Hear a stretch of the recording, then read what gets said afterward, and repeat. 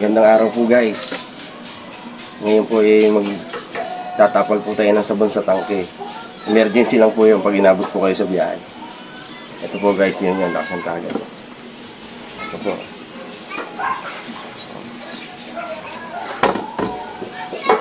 Tapalan po natin yan ng sabon, samantala lang po yung para makauwi kayo. Po guys, titipak po kayo ng kapiraso, dudurugin nyo po. Kung saan po yung butas, yun ay tatapal nyo.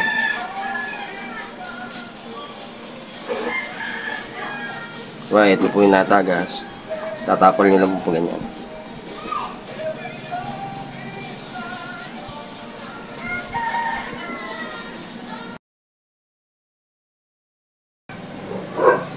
Po guys, ganyan lang. Guys, hindi na po yung tatagas.